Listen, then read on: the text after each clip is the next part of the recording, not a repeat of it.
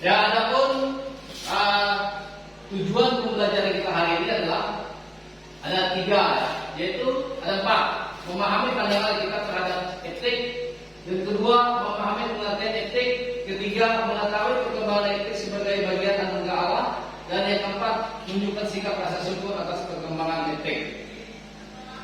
Ya, pemahaman bermakna. Ya, ilmu pengetahuan muncul sebagai akibat dari aktivitas untuk memenuhi kebutuhan manusia, baik kebutuhan jasmani maupun rohani. Tujuan utama pengembangan etik adalah perubahan-perubahan kehidupan masa depan manusia yang lebih baik, mudah dan cepat. Ya, jadi itu pemahaman bermakna. Selanjutnya pertanyaan, perubahan apa saja yang kalian amati dalam lingkungan sekitar kalian, seperti di rumah, di sekolah, atau di masyarakat? Perubahan apa saja? Misalnya penggunaan ketik itu apa? HP, ya, apa? Apa lagi selain itu? Laptop. Nah, itu contohnya. Terus perubahan apa yang harus kalian lakukan agar hidup kalian lebih bermanfaat bagi sesama? Apa? Dari sikap kalian, ya, dalam penggunaan teknologi apa? Nah, jadi itu ya. Ya, jadi perubahan apa yang harus kalian lakukan? Ya, itu pertanyaan pemantik. Ya, sebelum Bapak lebih lanjut, Bapak akan jelaskan materi kita sebelum kita masuk ke diskusi secara singkat. Ya, materi kita. Ya, kalian bisa lihat di depan. Nah, ini materi kita. Apa itu etik? Ya.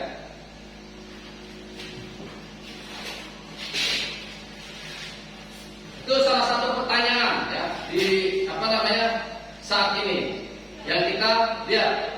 Ya.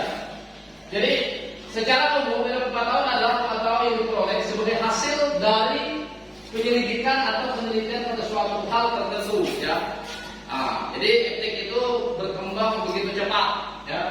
Bagaimana kita harus mengikuti perkembangan. Ya, kita sebagai orang Kristen, kita harus mengikuti perkembangan itu. Ya. Bagaimana kalau kita melihat perkembangan selanjutnya sejarah peradaban manusia, ya, memperlihatkan kepada kita bahwa perkembangan teknologi selalu selaras dengan ilmu pengetahuan yang berkembang. Ya, secara khusus di luar negeri itu sudah sangat jauh perkembangannya. Kedua, ilmu pengetahuan muncul sebagai akibat dari aktivitas untuk memenuhi kebutuhan manusia, ya, baik kebutuhan jasmani maupun kebutuhan rohani. Ya. Jadi itu salah satu tujuan utama pengembangan etik, ya, adalah perubahan kehidupan masa depan manusia yang lebih baik. Ya, jadi setiap perubahan itu ada tujuan yang ingin kita capai. Ya. Secara ilmu pengetahuan, kenapa kita perlu sekolah? Ya. Kita perlu sekolah untuk mencapai cita-cita kita dalam pengembangan ilmu pengetahuan dan teknologi. Ya, ini teknologi zaman pertengahan sudah ada, ya. Bahkan di zaman revolusi industri pada abad ke-16, ya, 17. Bagaimana perkembangan revolusi industri itu mengalami kemajuan di mana? Di Prancis.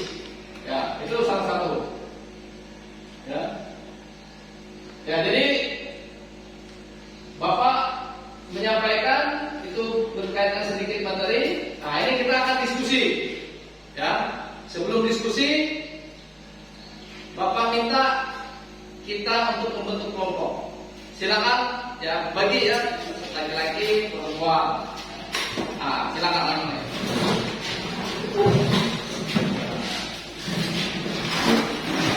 Ini salah nih, jangan perempuan semua. Sini dari sini, dari media.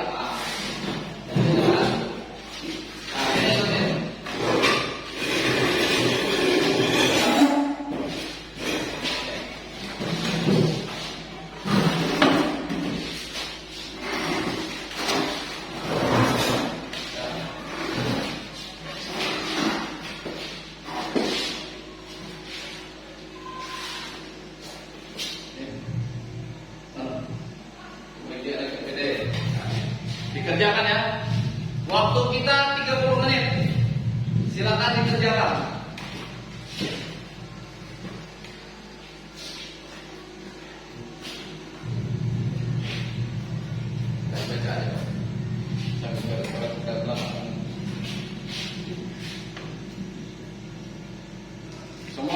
tertib ya diskusinya.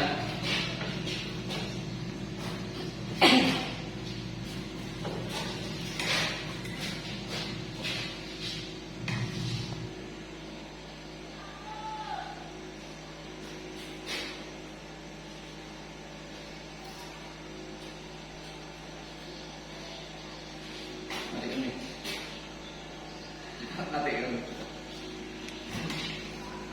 Ya gimana? Sudah selesai? Sudah. Ya silakan. Daniel.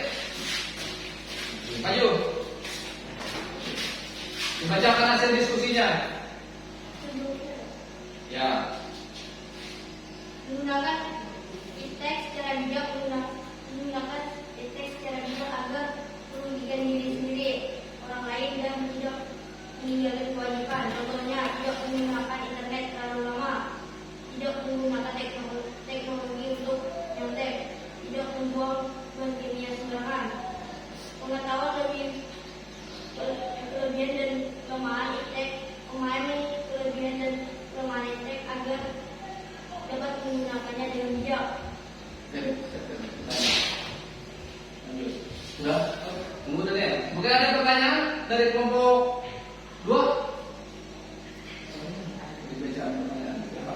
Silakan angkat tangan. Ya, Mengapa kita perlu berdiri, bacakan berdiri. Mengapa kita perlu mengenal akan Tuhan dalam menghadapi perkembangan iptek saat ini? Ya, mungkin ini silakan.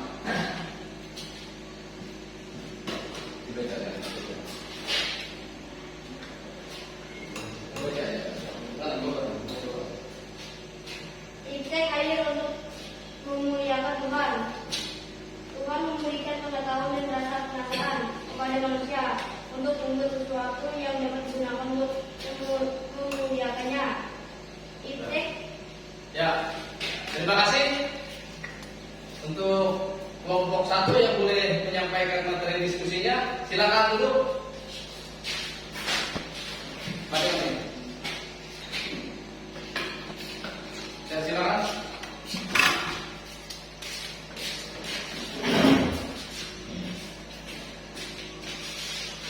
Dua, mengapa kita perlu mengenal akan Tuhan dalam menghadapi perkembangan iptek saat ini? Iptek hadir untuk memuliakan Tuhan.